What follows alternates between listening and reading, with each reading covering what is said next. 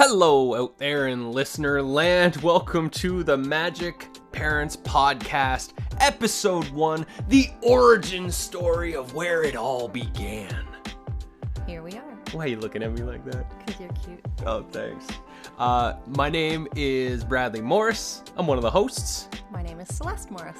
And we have over here to our side drawing pictures who's going to make the occasional cameo appearance when he feels so called and inspired. What is your name over there? Soren. Soren who? Soren Majik Morris. Booyah! There you have it. So, welcome to our first episode of the Majik Parents Podcast. We are the founding family of Majik Kids, where we produce the most magical audio stories, illustrated books, music, imagination meditations, and learning activities for your magical kids. We're creating this podcast for parents like you that want to live more magical, connected, imaginative lives with your kids, as well as for all of you homeschoolers out there that are seeing what's happening in the education space and realize that there could be a better way of teaching, inspiring, and supporting your kids to blossom into the best versions of who they're here to be on planet Earth. Sound fun? Yeah. Are you ready? Definitely. Yeah. All right, so in this episode, it's kind of like the get to know ya. We're sipping here, we're drinking some matcha tea. We're going to tell the origin story of why Majik Kids, what are we actually trying to do here with Majik Kids, and who are we, Celeste, Bradley, and Soren, and lifestyle choices that we've made to get to where we're at right now. So which question do you want to start with? Well, I think, what's the purpose of this show and who's it for? Did you cover that fully? Kind of, but if you want to add on some spots. Well, this show is really about us getting to know, you getting to know us, wondering how we started all of this, and what kind of inspiring things that we can share with folks out there. So, I guess just like taking a way back, Celeste and I just celebrated our 10-year wedding anniversary. At the moment of recording this, Soren's 6.5 years old. We are homeschoolers, we're entrepreneurs, we're artists, we're creators, we're village makers.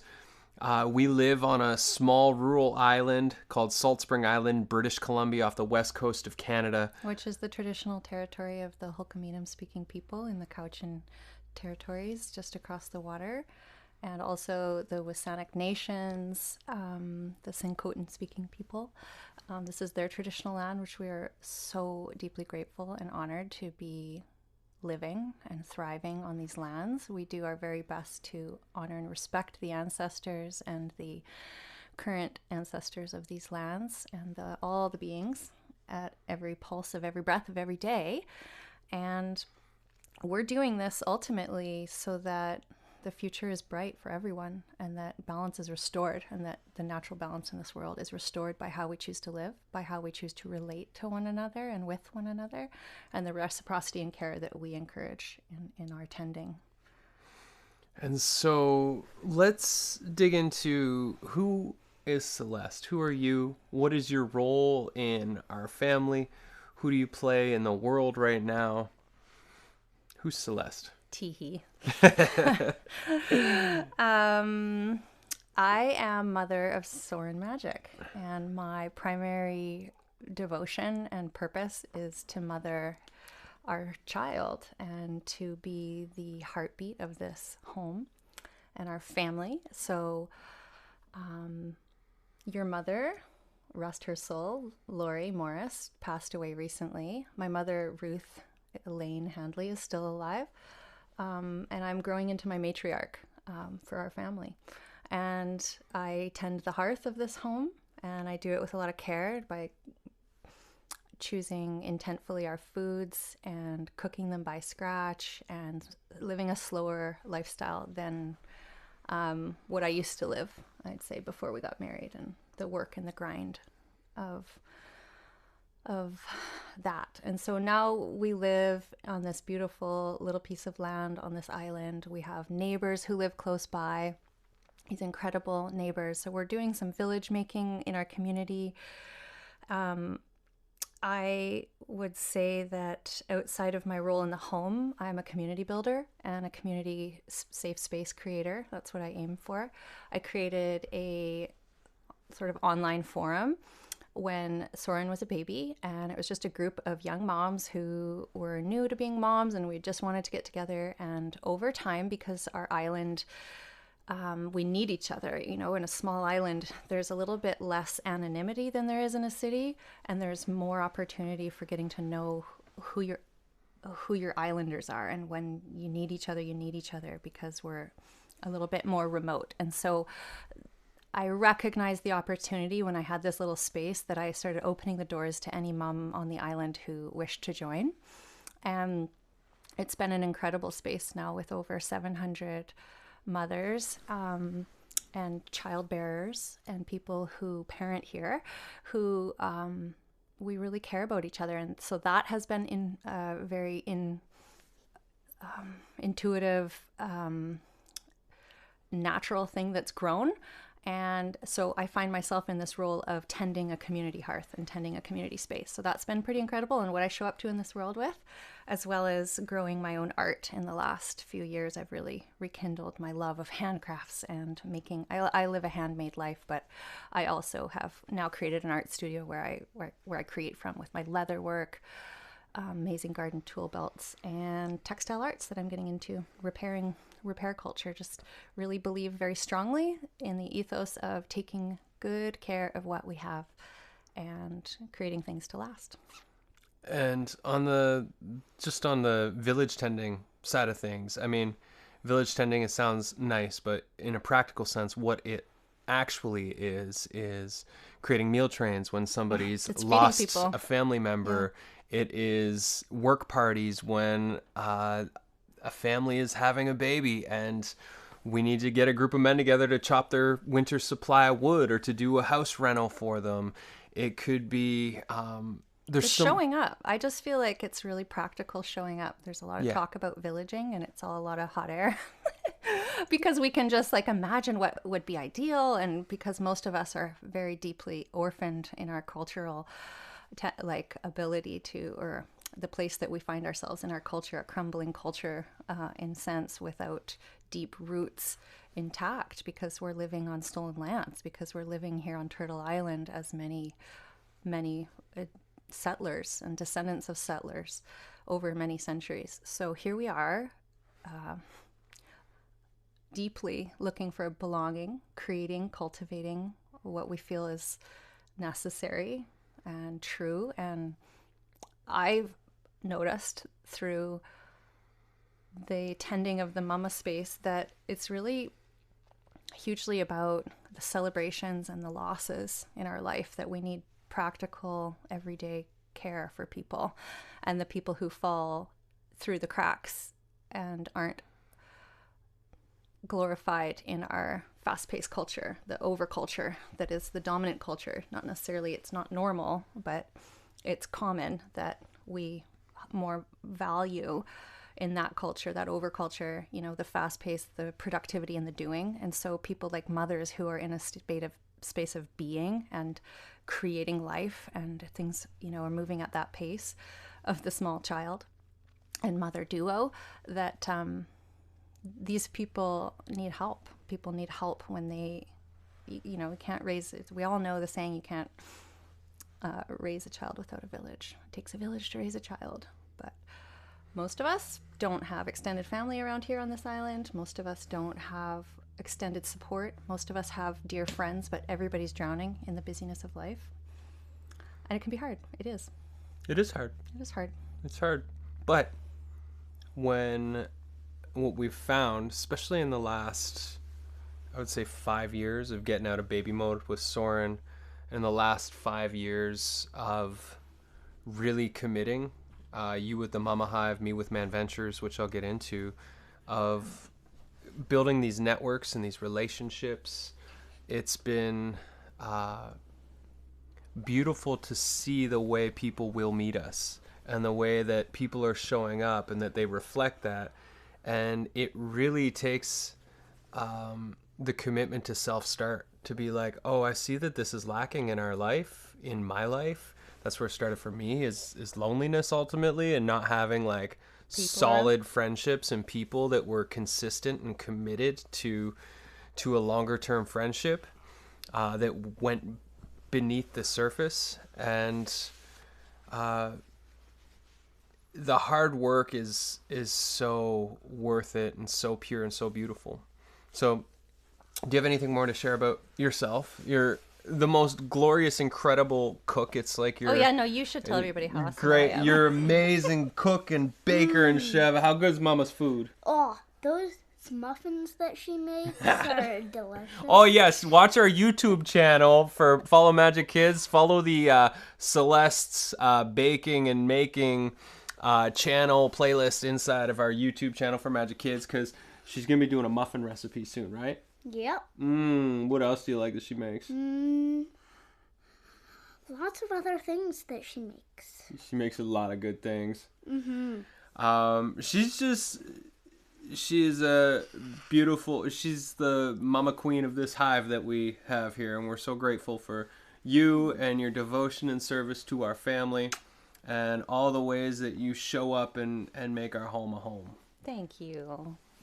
That's so sweet. Yeah. You guys are the best. And Bradley, how about you give us a little 411 on who you are? Okay. Well, I'm the Papa Bear. I'm the husband. I have been an entrepreneur for, I think this is my 19th year, 18th year, something like that. And I've been consciously crafting the dream life that we get to live by taking consistent, inspired action towards the visions that we have and the world that we want to see.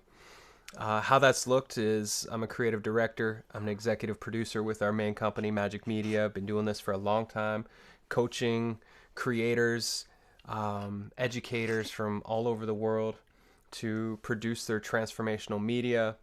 And one of the ways that we have done that is to use entertainment as a vehicle to teach and transform. I've been obsessed with golf since I was 12 years old, since the first time I hit a golf ball.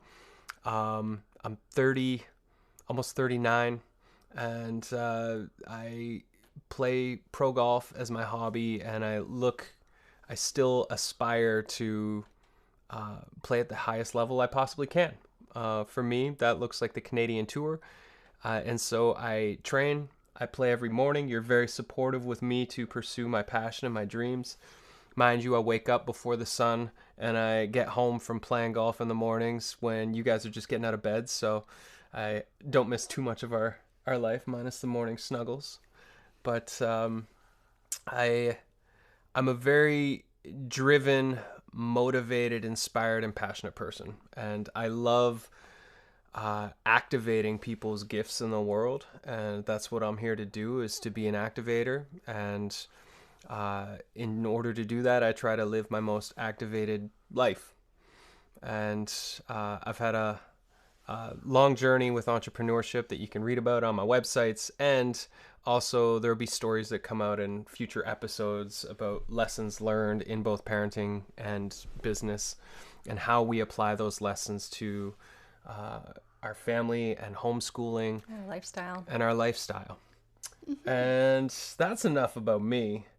Soren, what do you want to share about yourself with the people that are listening right now? Who's Soren? What does he love?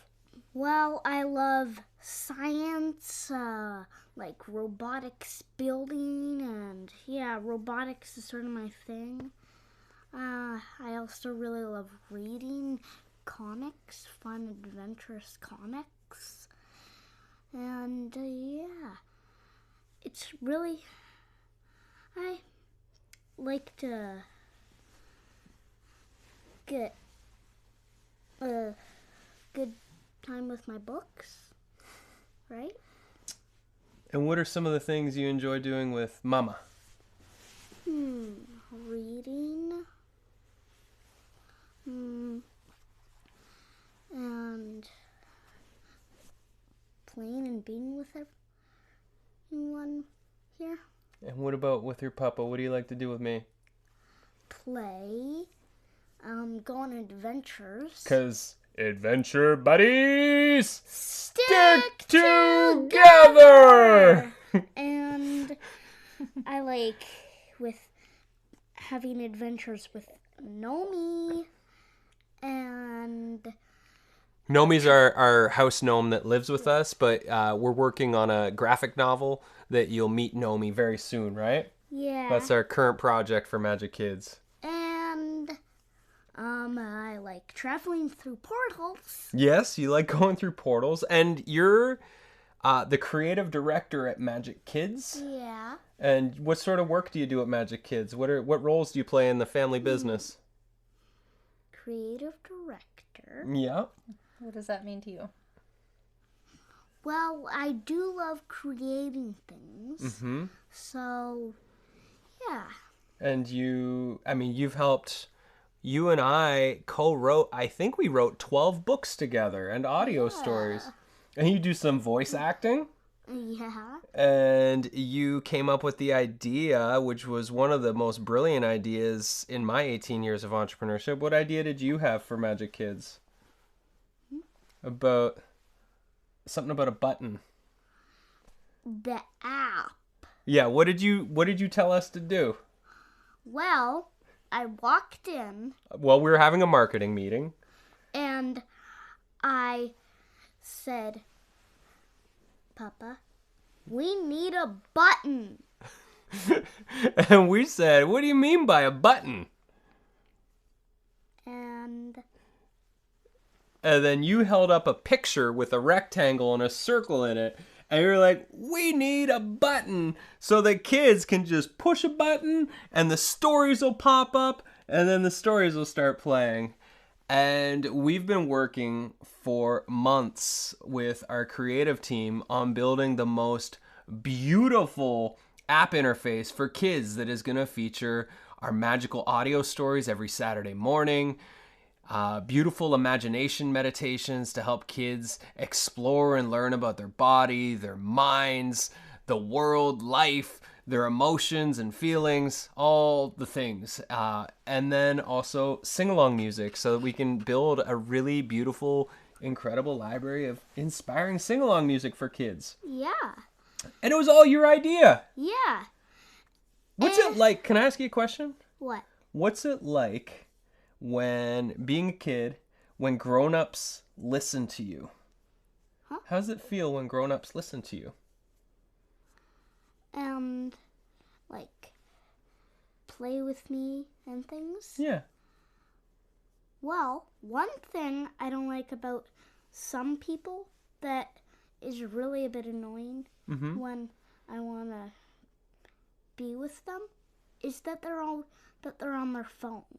Oh, what's that like? Well, I just don't like it. Like when I want to read a book with mommy or papa, Mm-hmm.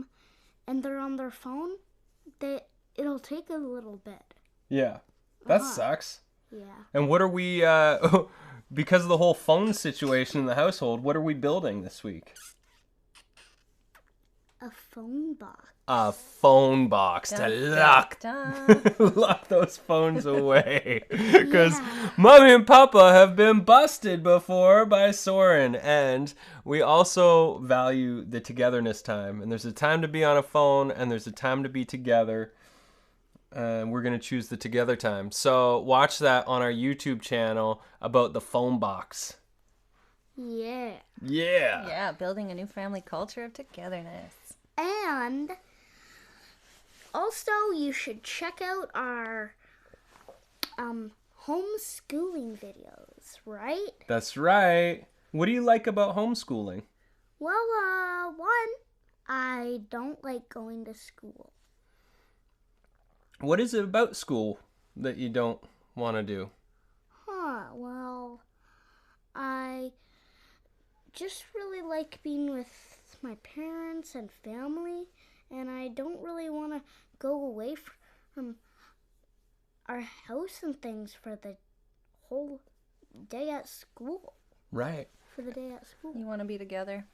Yeah. Yeah. And we want to be together. We do. We're honored and grateful that you want to be hanging with Mom and Pa. And we've rearranged our lifestyle to support that. And in rearranging our lifestyle to support that, we accidentally created a whole Majik Kids publishing company as a way to support your homeschooling and your education. Not only are you co-writing books, but you're learning about the creative process and getting to understand all of these beautiful skills of turning your ideas into a reality. Soren's currently giving us He's lots of giving hugs right big now. hugs on the couch here. Dishing out mad hugs. And you did try school. You tried school for a little bit. But turns out I don't like it. Fair enough. Fair enough. We honor your choice.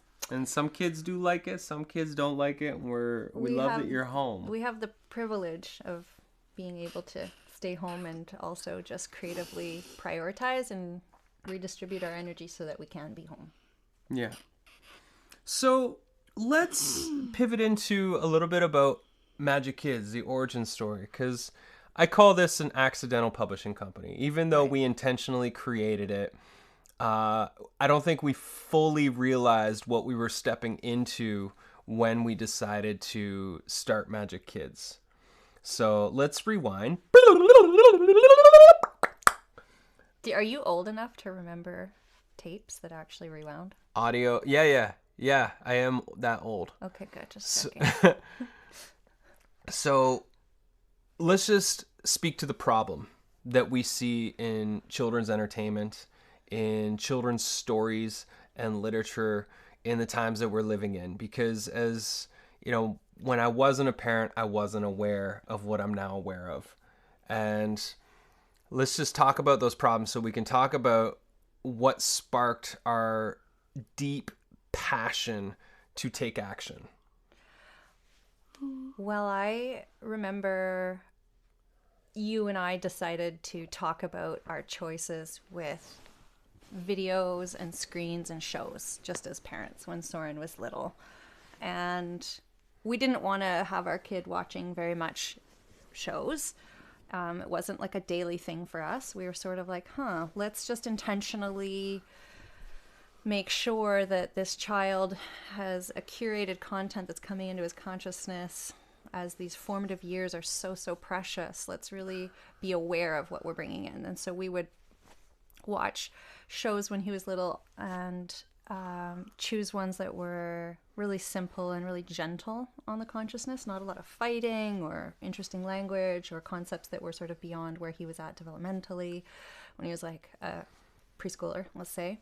And then we decided, I think that we're just going to maybe, instead of putting on a show to sort of like keep him busy while I do stuff as our lifestyle thing, I don't think I really love that. So even though it can be easy thing to turn to as being at home with my kid all the time, I would rather us use technology to bring us closer together as a connection point than a disconnection point. When he was 3, we had that crazy year of we built this beautiful retreat studio and then we had to move abruptly. And we moved twice in that year, and he had a lot of screen time because it was a very chaotic It came out of point. Absolute need. Can I elaborate on the story? Yeah, totally. So basically we had this home, we had this business in our home, and we had what we call an unexpected pivot where we needed to move, and we were 10 days away from moving, and our dog was severely injured and he was needing pretty much around the care at home. And I had you were working long days at home from home studio. Soren was in my care, he was 3, and then I had Bonkers in my care, and we had to pack up our entire house and move studio and put most of it in storage and live in a temporary housing for 6 months. And then we moved into our So we had to have all the now. forethought of what we would need in the temporary home and the long-term storage. So needless to say, Soren got a lot of shows because I literally had to take the dog outside to rinse and drain his wound and help him to go to the washroom and to make sure he was comfortable and hand feed him. And this was like happening a lot throughout the day. And, a bouncy little 3-year-old, I just needed to put him on shows. So I did. And then we moved. And then once we recognized how addicted he was and how his moods were so violent and like angry the minute the shows were done, even if there was like forethought in like gearing him to say this is going to be done soon, okay, we're going to finish. It was chaos, and It was like we were like, okay, this isn't going to work for our life. It was like it was a drug. It is a drug, and it was very, very clear to us. And so at that same time, when we're like, whoa, this is totally not working, that was when we discovered the power of audio stories. That, you know, you'd think, some people might think or have the assumption that a 3-year-old wouldn't sit and pay attention to an audio story. But that wasn't the case for Soren. We introduced him to audio stories, and what we found, there was this magic. Like, let's say Mama Bear here's got to make some dinner and I'm working or whatever, and Soren needs some support or attention. We would turn on the audio stories and we would give him an activity, something kinesthetic to do. So we learned that, like, if you turn on the audio story, he might not pay attention as much. But if you turn on the audio story with some Play-Doh or blocks or Lego or coloring supplies or craft, and he would just like, and still does to this day, he goes into the zone. His imagination turns on and expands. He goes into this kinesthetic, focused space while listening to the story. And then, Soren, we would say to you, like, after the story, do you remember what the story is about? And you would recall the story and the characters and the lessons because you were actively engaged in activity while listening. And so for us, what we found was he didn't have the same withdrawal symptoms that happened with screens. When we turn the screen off, he didn't, or when we shut the audio story off, he didn't have the same explosive emotional behavior that happens from the screen addiction that takes place. Yeah, I think I had been fostering as well, and I just blessed with the type of child who took naturally to having small bursts of independent play since he was really little. I would set out these prompts and just sort of go to the bathroom. And when I came back, he would just be playing with some blocks in a bin or something with this audio story. So I'd like, the audio stories came in later, but I think I'd always been like, oh, if my child is playing independently, I am not going to burst that bubble. Yeah. I am not going to be like, what are you doing? Or do you want to play? Or here's something else. It would like, so I'd been fostering that over a number of years just to preface that we've been building that into our lifestyle as well by choice. So now let's just talk about the entertainment. Let's just talk about the quality of entertainment that's available. Like, starting with movies. Why is it that every children's movie or most children's movies are about evil characters and bad guys and villains and heroes?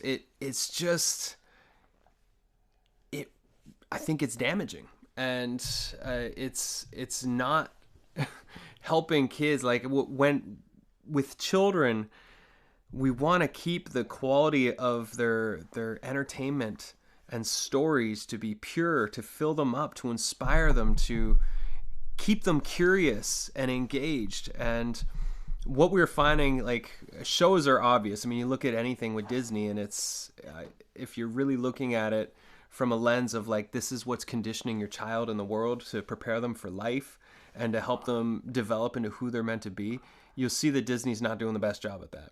And then you look at the audio stories. When we started listening to audio stories, we just found that there was so much out there that wasn't aligned with our values that we were trying to instill. Either it was like really hollow content, like just really shallow content that was didn't have like a strong moral message or something to encourage.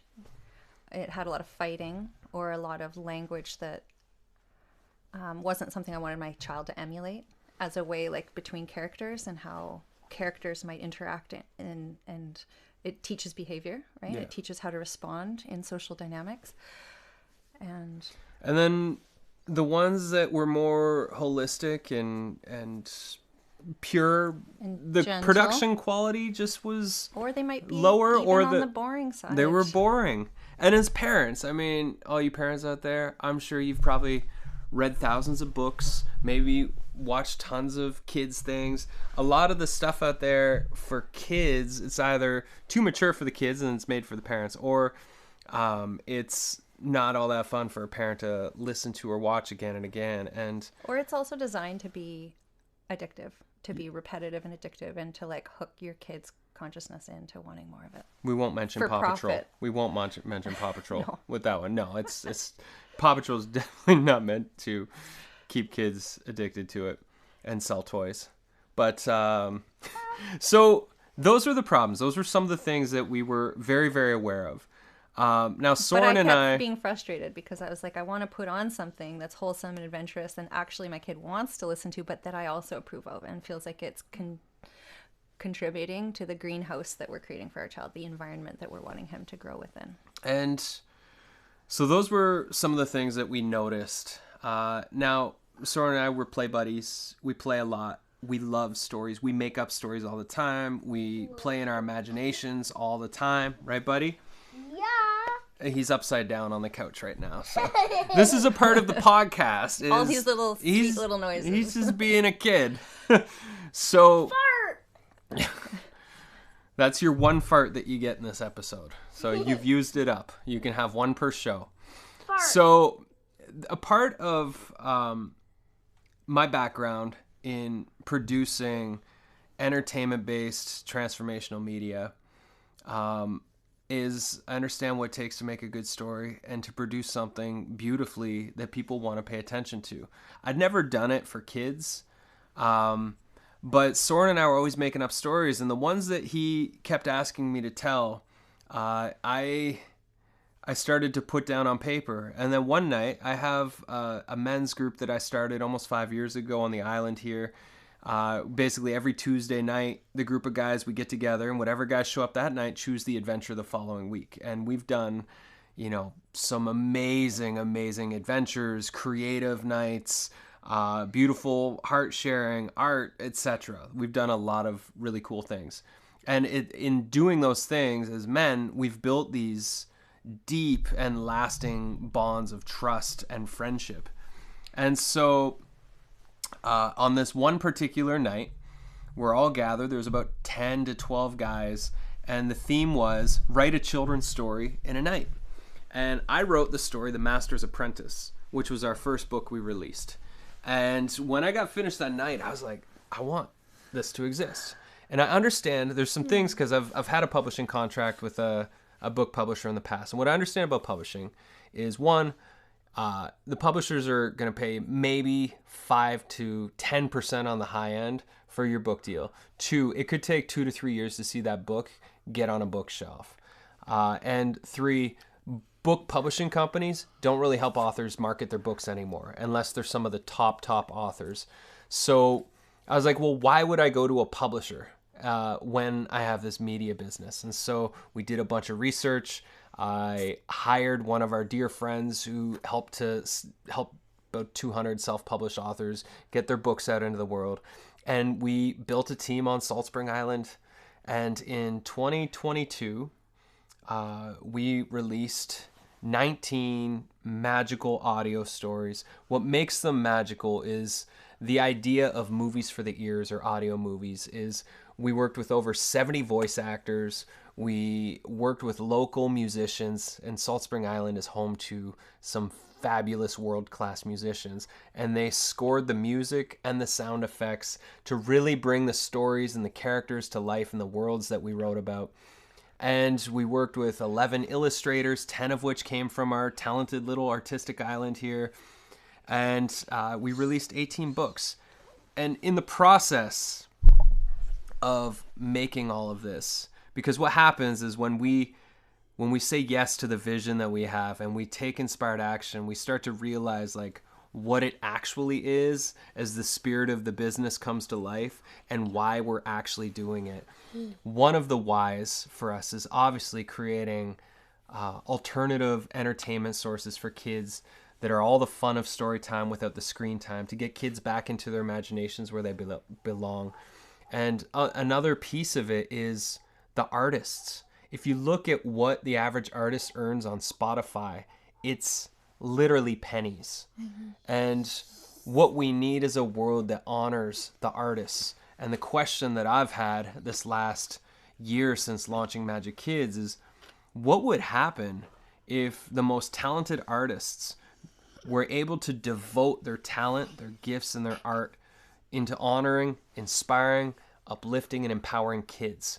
And that's why we came up with the fair trade publishing model, which basically pays 50% of our revenue back to our artists for book sales. And when the app comes out this spring, app subscription sales as well. So that the goal is that the artists can generate enough income that they can just stay committed and working on things that inspire kids. And just imagine if that's the world we lived in, because Amazon doesn't do that. None of these big companies, Apple, Spotify, etc. And this is a really big problem because artists are what help to create the culture. They're like the glue that keep this culture together in the world. And so our big mission is definitely to reunite and activate families and togetherness, and to tell amazing stories that inspire kids without the need to have bad guys in battles all the time. We're rescuing everything.